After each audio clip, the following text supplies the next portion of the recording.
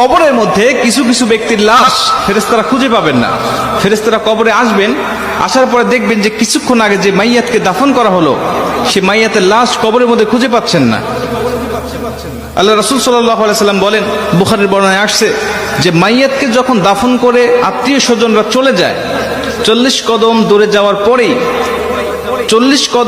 যাওয়ার পরেই তার কবরে ফেরেশতার আগমন হয়। দুইজন ফেরেশতা তার কবরে আসে।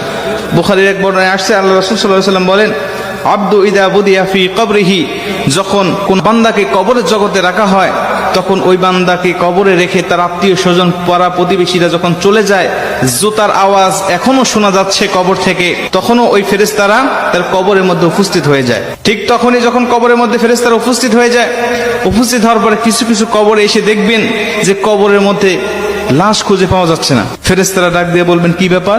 কিছুক্ষণ আগে একজন ব্যক্তির লাশ রাখা হলো, লাশটা গেল কোথায়? তারা তাকিয়ে দেখে যে বিশাল আকৃতির একটা পাখি কবরের মধ্যে শুয়ে আছে বা দাঁড়িয়ে আছে বা বসে আছে। পাখিকে উদ্দেশ্য করে ফেরেশতারা ডাক দিয়ে বলেন, পাখি, একটু আগে অমুকের সন্তান অমুক নামে একটা মাইয়াতকে এই কবরে রেখে গিয়েছে, ফুলান ইবনে ফুলান, অমুকের সন্তান অমুক এই কবরের মধ্যে শায়িত করা হয়েছে, সেই লাশটি গেল কোথায়? তুমি কি দেখেছো? পাখিটি ডাক দিয়ে বলবেন, হ্যাঁ আমি দেখেছি। কোথায়?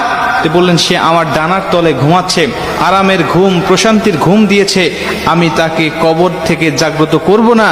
ইসরাফিল আলাইহিস সালাতু ওয়াস সালাম যখন সিংহায় ফুঁক দিবে তখন পর্যন্ত আমি তার পাহারাদার হিসাবে এখানে থাকবো, তাকে প্রশান্তির ঘুম দেওয়ার জন্য আমি এখানে তাকে পাহারা দিব। মুসলমান ভাইরা আমার, ফেরেশতারাই পাখিকে ডাক দেয়া বলবেন, পাখি রে, ওই ব্যক্তিকে একটু বের করে দাও, আমরা তাকে শুধু 3টা প্রশ্ন করে চলে যাব। 3টা প্রশ্নের উত্তর যদি দিতে পারে তাহলে তুমি তাকে আরামের ঘুম, প্রশান্তির ঘুম তুমি তাকে পেরে রাখবে।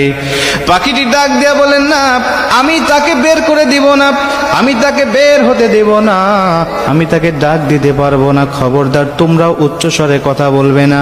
বান্দা বড় ক্লান্ত শ্রান্ত শরীর নিয়ে, দেহ নিয়ে দুনিয়াতে আল্লাহর ইবাদত বন্দেগী করে এসেছে, আমি তাকে প্রশান্তির ঘুম পাড়িয়েছি, এই ঘুম থেকে আমি তাকে জাগনা করতে পারবো না। জোরে কোন সুবহানাল্লাহ। আমি তাকে জাগনা করতে পারবো না ঘুম থেকে।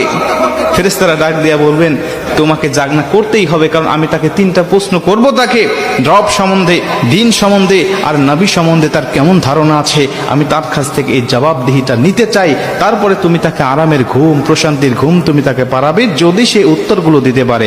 আর যদি না দিতে পারে তাহলে তার কবরটা হবে জাহান্নাম, জাহান্নামের গর্ত, তাকে জাহান্নামের বিভিন্ন আযাবগুলো ভক্ষণ করতে হবে। মুসলমান ভাইরা আমার, পাখিটি সঙ্গে সঙ্গে ডাক দিয়া বলেন, ফেরেশতা, তুমি জানো না এই ব্যক্তিকে আমার আল্লাহ পাক ভালোবাসেন, এবং আমি যে পাখি আকারে তোমরা আমাকে দেখতে পাচ্ছ, আমি দুনিয়ার কোনো পাখি নয়, আমি হলাম এমন একটি আমল।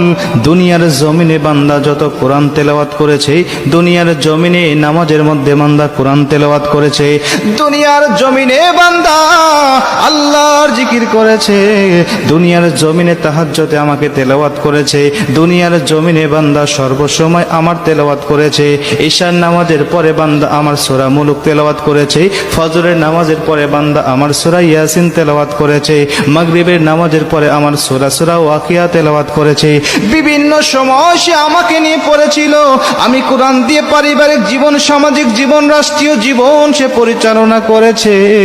এজন্য আমি কোরআন তাকে আজকে এই কঠিন মুসিবতে একা রেখে যাব না। আমি এসেছি তাকে পাহারা দেওয়ার জন্য, কবরে, মিজানে, হাসরে ফুলসিরাত পার করাইয়া বান্দাকে জান্নাত দেওয়ার আগ পর্যন্ত আমি তার পিছন থেকে সরব না। জোরে কোন সুবহানাল্লাহ। আমি তার পিছন থেকে যাব না, আমি কঠিন মুসিবতে তাকে একা ফেলে রেখে যাব না। তুমি চলে যাও, তার কাছ থেকে তোমার উত্তর নিতে হবে না। তিনি ডাক দিয়া বলবেন, না, উত্তর দিতেই হবে, বের করে দাও। বলছেন, তোমার যদি সাধ্য থাকে তাহলে তুমি আমার ডানার তল থেকে তাকে বের করে নাও। ফেরেশতারা তার ডানার তলে খুঁজবেন, তন্ন তন্ন করে খুঁজবেন।